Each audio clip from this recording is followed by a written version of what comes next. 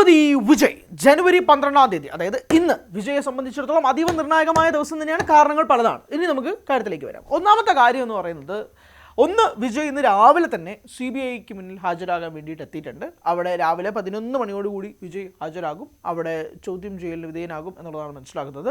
കൈലൂർ ദുരന്തവുമായി ബന്ധപ്പെട്ട് 41 പേര് മരണപ്പെട്ട സാഹചര്യത്തിലാണ് വിജയിയെ CBI ചോദ്യം ചെയ്യാൻ വേണ്ടി വിളിപ്പിച്ചിരിക്കുന്നത്. അപ്പോൾ രാവിലെ തന്നെ വിജയ് പോയി. വിജയോടൊപ്പം 10 പേരോളം ഉണ്ടായിരുന്നു. PA Jagadish Palaniswami, driver, TVK പാർട്ടിയിലെ മറ്റ് നേതാക്കൾ, ഇവരെല്ലാവരും ചേർന്നാണ് രാവിലെ പോകുന്നത്. അത് കരൂർ ദുരന്തവുമായി ബന്ധപ്പെട്ട് CBI അന്വേഷണത്തിൻ്റെ ഭാഗമായിട്ടാണ് വിജയ് പോകുന്നത്. അത് ഡൽഹിയിൽ പോകുന്നു. മറ്റൊരു കാര്യം, ജനനായകൻ എന്ന സിനിമയുമായി ബന്ധപ്പെട്ട് ഇതിൻ്റെ നിർമ്മാതാക്കളായ KVN പ്രൊഡക്ഷൻസ്, നിർമ്മാതാവായ വെങ്കട് കെ നാരായണൻ സുപ്രീം കോടതിയിലേക്ക് മൂവ് ചെയ്തിട്ടുണ്ട്. അത് മൂവ് ചെയ്യാനുള്ള പ്രധാനപ്പെട്ട കാരണം എന്ന് പറയുന്നത്, ഇവിടെ ഹൈക്കോർട്ടിൽ, മദ്രാസ് ഹൈക്കോർട്ടിൽ സിംഗിൾ ജഡ്ജ് പുറത്തുവിട്ട വിധി ഡിവിഷൻ ജഡ്ജ് അത് സ്റ്റേ ചെയ്തു. സ്റ്റേ ചെയ്യുന്നതിന് പിന്നാലെ തന്നെ ജനനായകൻ റിലീസ് ഹോൾഡിലാണ്. ജനുവരി 21-ന് ഹിയറിംഗ് ചെയ്യും. ഹിയറിംഗ് ചെയ്തതിന് ശേഷം മാത്രമേ ഇതിനൊരു തീരുമാനമെടുക്കുകയുള്ളൂ എന്നാണ് ഡിവിഷൻ ബെഞ്ചിൻ്റെ ഉത്തരവ്.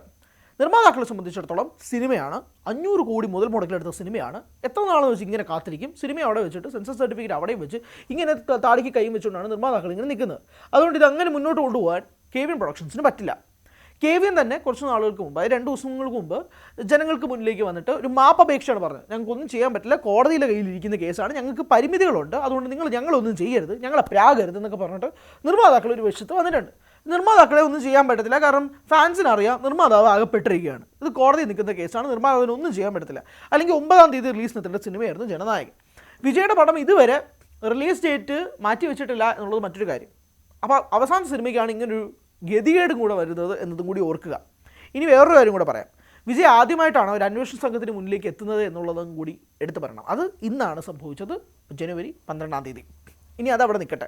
അതുകൊണ്ടാണ് ഈ 12-ാം തീയതി വളരെ നിർണായകമാണെന്ന് പറയാനുള്ള കാരണം. ജനനായകനെ സംബന്ധിച്ചിടത്തോളം സുപ്രീം കോടതിയിൽ ഇത് നിൽക്കുന്നുണ്ടെങ്കിൽ പോലും ഇത് അങ്ങനെ അങ്ങ് വിളിക്കാൻ പറ്റുന്ന കേസും കൂടിയല്ല, കാരണം ഇത് ഡിവിഷൻ ബെഞ്ച് സ്റ്റേ ചെയ്തേക്കുന്ന കാര്യമാണ്.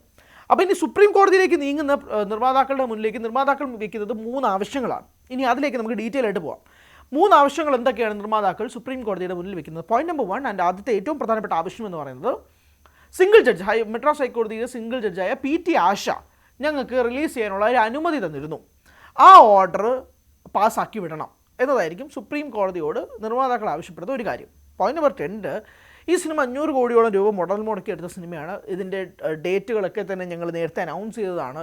ഇതൊക്കെ പറഞ്ഞതാണ്. കഴിഞ്ഞ മാസം തന്നെ ഞങ്ങൾ സെൻസർ ബോർഡിലേക്ക് കോപ്പി അയച്ചതാണ്.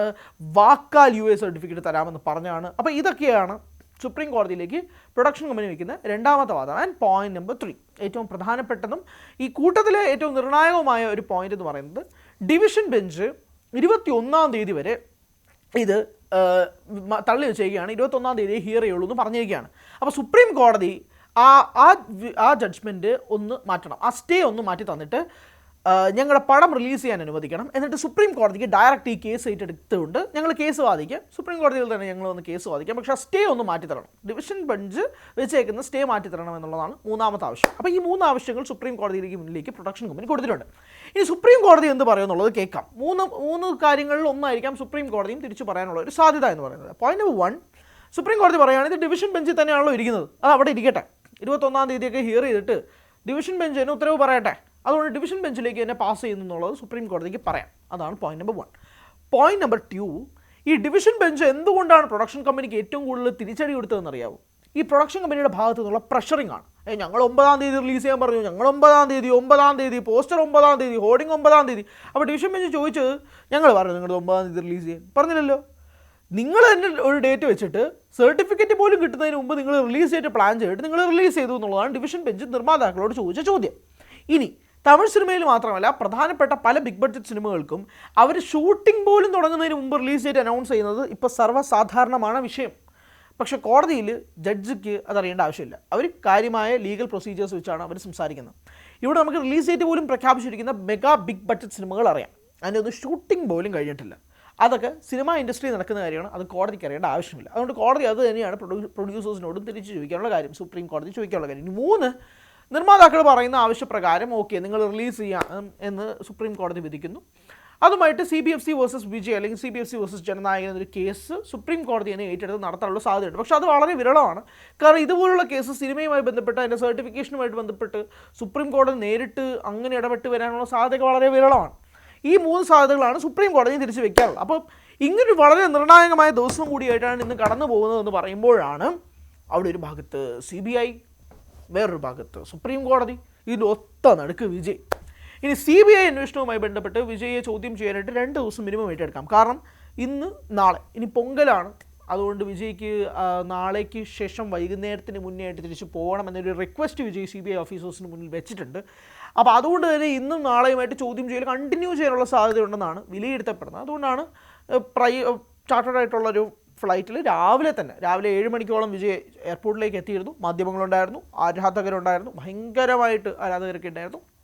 പക്ഷേ ഫ്ലൈറ്റ് എടുത്തപ്പോൾ കുറച്ച് ഡിലേ ആയി. അതിനുശേഷമാണ് വിജയ് പോകുന്നത്. ഏകദേശം ഒരു 3/4 മണിക്കൂറോളം ഡിലേ ആയിട്ടുണ്ട്.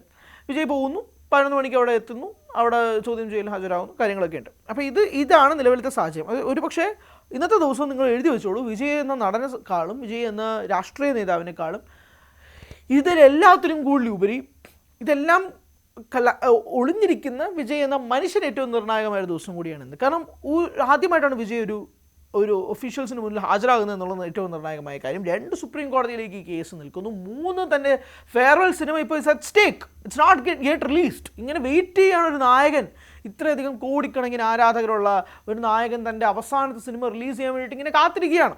അപ്പോൾ അതിനുള്ള സാധ്യതയും കൂടി ഇങ്ങനെ നിൽക്കുകയാണ്.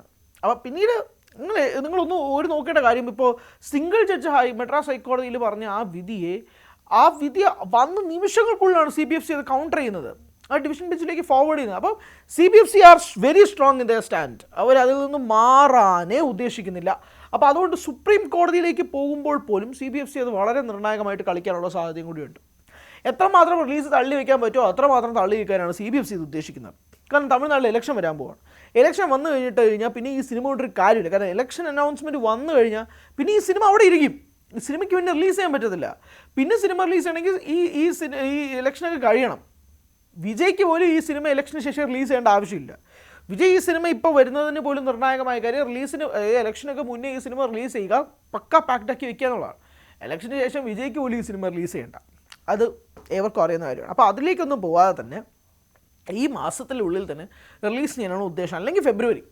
കാരണം അതിനപ്പുറത്തേക്ക് ഇനി TVക്കൊക്കെ വിജയ്ക്കും ആർക്കും ചിന്തിക്കാൻ പറ്റത്തില്ല, പ്രൊഡ്യൂസേഴ്സിന് ചിന്തിക്കാനേ പറ്റത്തില്ല. അപ്പോൾ അതുകൊണ്ട് വളരെ നിർണായകമായ ഒരു ദിവസവും വളരെ നിർണായകമായ ഒരു മണിക്കൂറുകളുമാണ് ഇപ്പോൾ പൊയ്ക്കൊണ്ടിരിക്കുന്നത്. ആ ഒരു സാഹചര്യത്തിലേക്ക് ഇനി ഇങ്ങനെ പോകുമ്പോഴേക്കും എങ്ങനെയാകും എന്നുള്ളത് ഏവരും മുറ്റി നോക്കുന്ന പോലെ കാത്തിരുന്ന് കാണാം. കൂടുതൽ വാർത്തകൾക്ക് News 18 Keralam YouTube channel subscribe ചെയ്യുക.